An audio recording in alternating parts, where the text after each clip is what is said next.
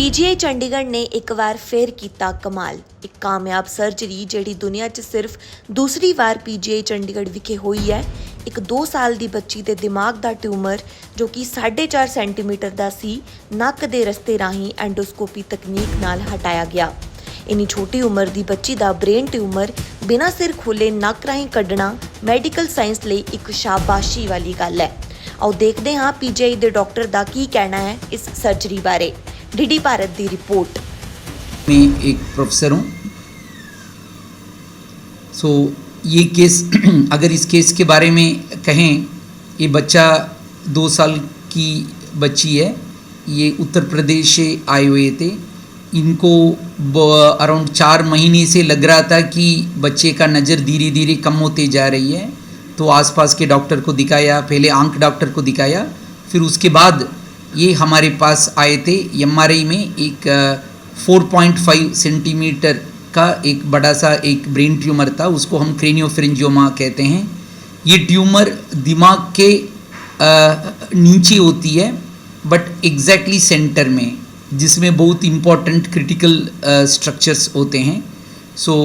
Usually ऐसे tumours बच्चे में होते हैं, उसका उम्र 4 साल या उसके अधिक जो उम्र के बच्चों में ये कॉमन होती है, बट इतने छोटे बच्चे में उतना कॉमन नहीं है। एंड इसके पहले हमने दुनिया का सबसे छोटे बच्चे 16 मंथ्स का बच्चे को हमने दूरबीन से नाक से हमने ट्यूमर निकाला था 4 साल पहले, बट उसका ट्यूमर का साइज 3.4 सेंटीमीटर था। जो अभी जिस बच्चे का हमने ऑपरेशन किया वो 4.5 सेंटीमीटर है। तो हम 4 सेंटीमीटर के ऊपर हमारे साइंटिफिक लिटरेचर में जायंट ट्यूमर हम उसको कहते हैं। तो वैसे ही इस छोटे उम्र में ऑपरेशन करके निकालना मुश्किल है, बट जायंट ट्यूमर्स जो 4 सेंटीमीटर के ऊपर है वो बहुत मुश्किल होती है। और ये साइंटिफिक लिटरेचर में इसके पहले वो एग्जैक्ट साइज़ पता नहीं है, बट स्टैनफोर्ड से जायंट ट्यूमर करके लिखा हुआ है, तो एग्जैक्ट साइज़ पता नहीं है। बट अगर हम स्टैंडर्ड टर्मिनोलॉजी का डेफिनेशन पे जाएं तो 4 के ऊपर होना चाहिए था उसको भी। तो ये सेकंड जायंट ट्यूमर है जो 2 साल की उम्र में नाक से निकाला गया इसमें, ठीक है।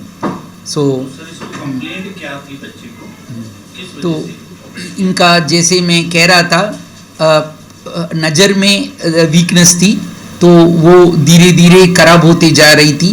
और नज़र जब वो हमारे पास लेके आए, नज़र बिल्कुल नहीं था, बच्चे का नज़र बिल्कुल नहीं था। तो इस सिचुएशन में हमें ध्यान से जो ऑप्टिक नर्व है उसको बिना छेड़े और दिमाग के बिना हैंडल किए करने के लिए हमारा प्लान था। इसलिए हमने नाक से कोशिश करने के लिए प्लान लिया था। अगर हम इस उम्र में यूजुअली ये स्टैंडर्ड प्रैक्टिस ऊपर से स्कल खोल के जाना था, बट उसमें हमारा थोड़ा बहुत दिमाग का हैंडलिंग करना पड़ता है। और ऑप्टिक नर्व्स जो नज़र का जो नर्व है उसको भी हमें कभी कभी हैंडल करना पड़ता है जब हम ऊपर से जाते हैं। तो जब हम नाक से जाते हैं तो ये दोनों नहीं होता। इसीलिए जो ऑप्टिक नर्व का जो भी प्रॉब्लम्स और जो दिमाग रिलेटेड साइड इफेक्ट सर्जरी का वो हम अवॉइड कर सकते हैं। उसी मकसद के साथ हमने दूरबीन से नाक से किया है। तो सर क्या बताएंगे सर, जैसे पिक्चर पीछे लगी है, थोड़ा सा आप बताएंगे कि कैसे किया गया? ठीक है, आप जैसे यहाँ देख रहे हैं, ये काइंड ऑफ ये पूरा ब्रेन है। इस ब्रेन में आप देख सकते हैं कि सेंटर में और उसके नीचे, दिमाग के नीचे ये अराउंड 4.5 सेंटीमीटर का एक ट्यूमर है। तो इसमें आप देख सकते हैं कि ये जो ऊपर जो ब्राइट है ये दिमाग का ब्लड वेसल्स है। ये बहुत क्रिटिकल स्ट्रक्चर्स है। और यहाँ पे हाइपोथैलेमस होता है, सबसे important area of the brain. And usually हम ऊपर इस एरिया में हम ओपन करके जाते हैं, जो हम क्रेनियोटमी करके जाते हैं। बट जब हम ऊपर इसको खोल के जाते हैं तो इसको थोड़ा सा रिट्रैक्ट करना पड़ता है। और ऑप्टिक नर्व्स यहाँ पे ऊपर स्ट्रेच होती है, ऑलरेडी इतना सी आप देख सकते हैं कि सिर इतना छोटा है, छोटा बच्चा है और ट्यूमर इतना बड़ा है, तो ऐसी सिचुएशन में optic nerve already stretched out होती है, तो इसमें ऊपर से जाएंगे तो थोड़ा भी छेड़ेंगे तो और प्रॉब्लम काइंड ऑफ परमानेंटली हो सकता है। अभी बच्चे में नज़र तो नहीं था, बट फिर भी हमारा कोशिश यही है कि हम ऑप्टिक नर्व्स को ज़्यादा छेड़े नहीं है, कि अगर जब वो रिकवर करें तो उसके लिए हमें दैट अपॉर्चुनिटी, दैट विंडो देना चाहिए।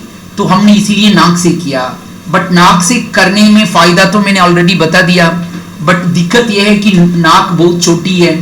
आप देख सकते हैं कि दोनों नॉस्ट्रल्स इतने छोटे हैं, तो हम इसमें बहुत छोटा एंडोस्कोप यूज़ करते हैं और इंस्ट्रूमेंट सारे छोटे छोटे यूज़ करते हैं। और आप देख सकते हैं कि बड़े लोगों में साइनसेस होता है जो एयर पैसेजेस है, वो एयर पैसेजेस हमें रास्ता देता है अंदर जाके ट्यूमर निकालने में, बट छोटे बच्चे में वो साइनसेस डेवलप उतना नहीं होता है। आप इसमें जो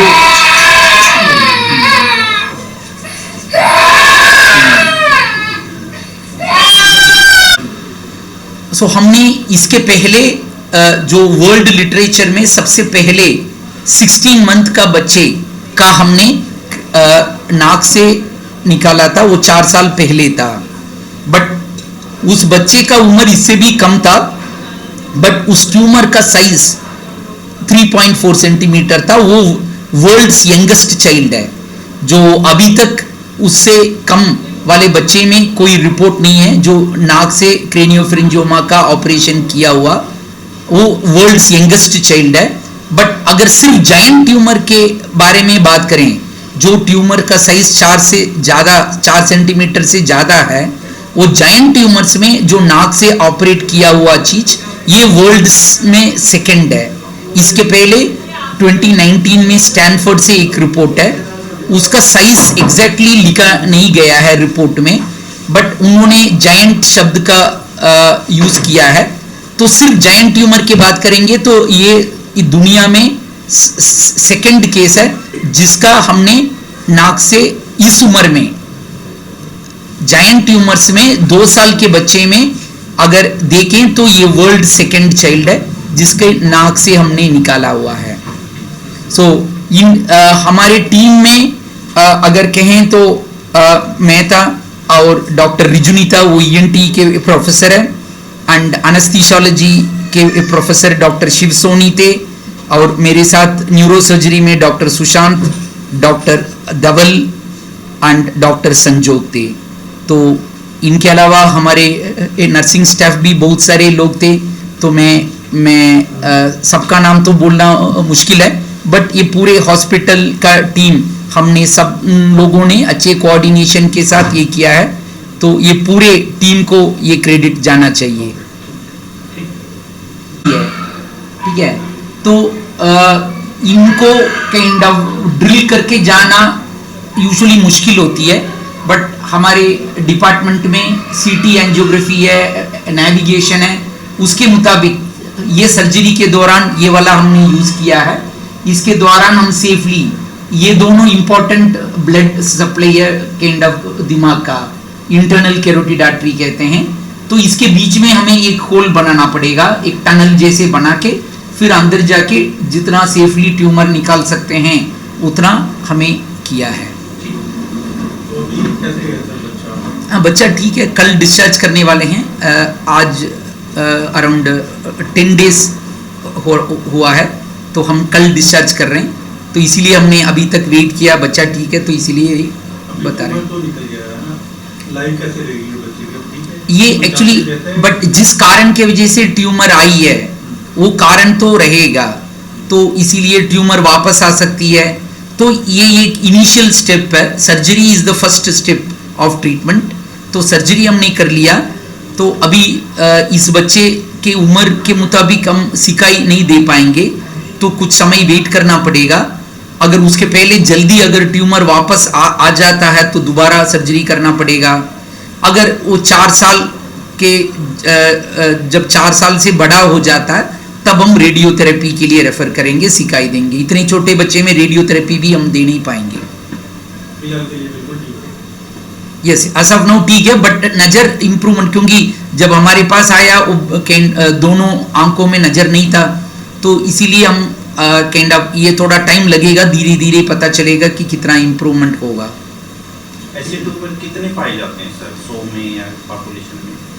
पॉपुलेशन का एग्जैक्ट नंबर तो कहना मुश्किल है, क्योंकि हमारे पास वो जनरल पॉपुलेशन का डेटा नहीं है, बट काइंड ऑफ क्रेनियोफेरिंजियोमास हमारे हॉस्पिटल या हर जगह पे बच्चे में भी आता है, अडल्ट में भी आता है।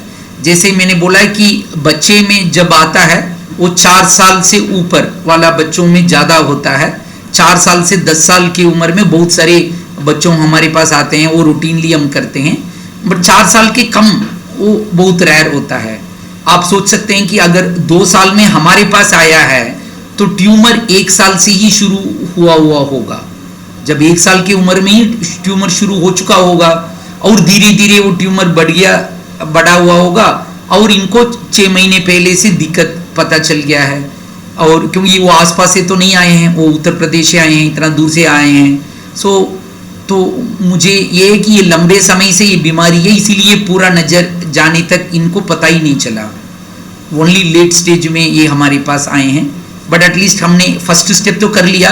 अभी हम फॉलोअप करेंगे, और अगर दोबारा ट्यूमर 4 साल के पहले वापस आ जाता है तो उसके लिए हम और कुछ प्लान करेंगे या रेडियोथेरेपी दे देंगे। बड़ों में भी हो जाता है सर? यस, ये बड़े में भी होता है। कोई रीजन क्या रहते हैं सर? इसका बहुत सारे रीज़न है, बट कोई स्पेसिफिक एक कारण कहना बहुत मुश्किल है, तो कोई पक्का अभी कुछ पता नहीं चला। कुछ जेनेटिक रीजंस है, बट वो जेनेटिक स्टडीज़ वगैरह हमारे पॉपुलेशन में अभी तक ज़्यादा कुछ हुआ नहीं है। सो बेसिकली इसमें यही यूनिक चीज़ ये है कि क्रेनियोफेरिंजियोमास कॉमन है, बट इतने छोटे बच्चे में इतना बड़ा ट्यूमर किया, एंड जो नाक से ऑपरेशन किया गया ये सेकेंड टाइम है। जायंट ट्यूमर्स आप देख सकते हैं कि लाइक काइंड ऑफ जो दिमाग के ऑलमोस्ट जो आगे वाला पोर्शन में ऑलमोस्ट आधा काइंड ऑफ हाइट ट्यूमर ही है।